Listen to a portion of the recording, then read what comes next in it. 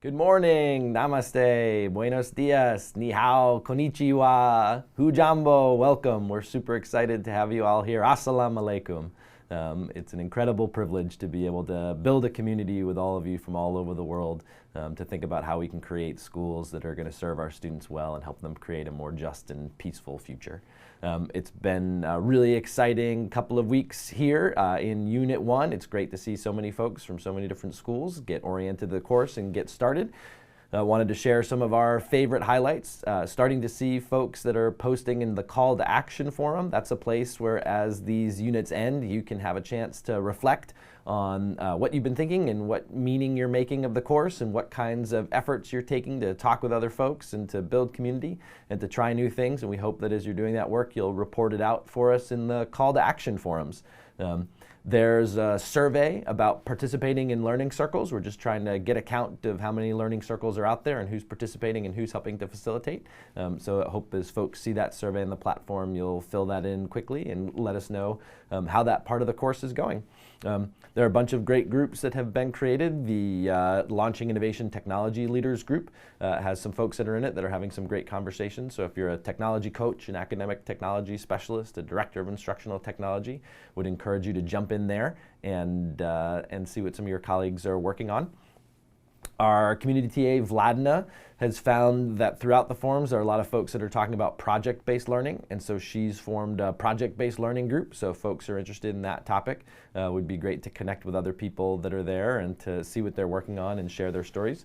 Feel free for these groups to take materials that you're posting in other places and repost it within your groups or post links from one part of the forums to another, or say, hey, everybody in my group, here's my assignment. If you want to go and see what I'm doing there, you can use links from one part of the forum and another part of the forum. So that's just another way of you recycling the same content so that different kinds of communities of people can see things.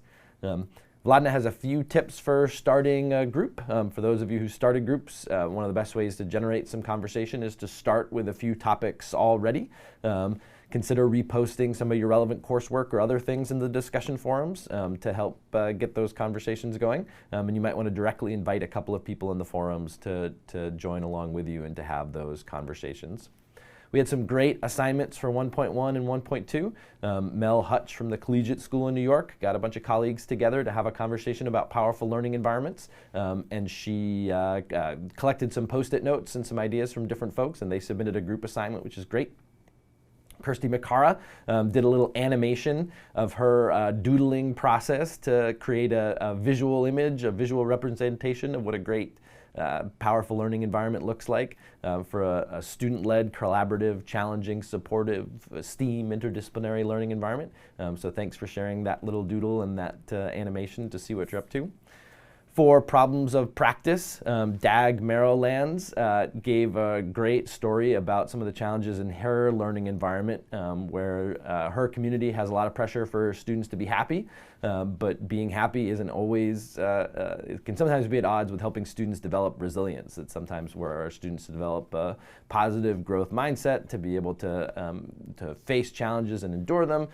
We need to be able to push them beyond their comfort zones. And so Dag Merrill-Lands is thinking about what kind of learning environments would best support both students and parents in challenging themselves in that way, which is great. And then Mona Sidhu has a post about a culture of collaboration and her efforts at sort of leading by example, trying to demonstrate to other folks in her community what it looks like among faculty to create technology-rich collaborative learning environments so that faculty can do their work better with one another, and hoping that those efforts will then be a model to students about how they can collaborate more effectively with one another. So that kind of leading by example, being the lead learner, we think those are some great examples of challenging problems of practice to take on. For all these assignments that you do, two important things. One is we'd encourage you to illustrate them with media. It's great to see pictures or screenshots of PowerPoint slides or little videos or sketches or the back of your notebook or whatever else. Please feel free to take pictures of those and upload them. And then also keep in mind that we're only going to ask you to create these artifacts once, but these are the kinds of things that you can go back to over and over again to continue to enrich. That's why we have this idea of a field notebook. You're going to show us a sort of snapshot of where your field notebook is at right now in these assignments, but hopefully over the course of the next few weeks, as you keep having conversations about these things, as you keep thinking about them, as you take some action, as you clarify your ideas about your powerful learning environment or your problem of practice, use the field notebook as a place to continue to refine your thinking about those things. So we're getting ready to launch Unit 2, which is about bringing people together around ideas they care about. This is a unit about thinking about all the strengths that your community has to build on. It's an opportunity to take a fresh look at your environment and to look around and say, you know, who are the resources, who are the people, what are all the assets that are out there in your community that you can draw upon in whatever sphere of influence that you have to work on an instructional improvement initiative and to bring about some positive change in your environment. It's a great chance to reflect upon what are the things that are already going well. And hopefully it's a little bit subversive in the sense that we're asking you to start thinking about leadership, not by thinking necessarily about clarifying your own vision or how you're going to tell people what to do, but really asking you to look around and say, you know, what are the great things that are already happening in your community? What are the things that you're already proud of? What are the values that you already hold most dear that you and your colleagues can work together to build upon?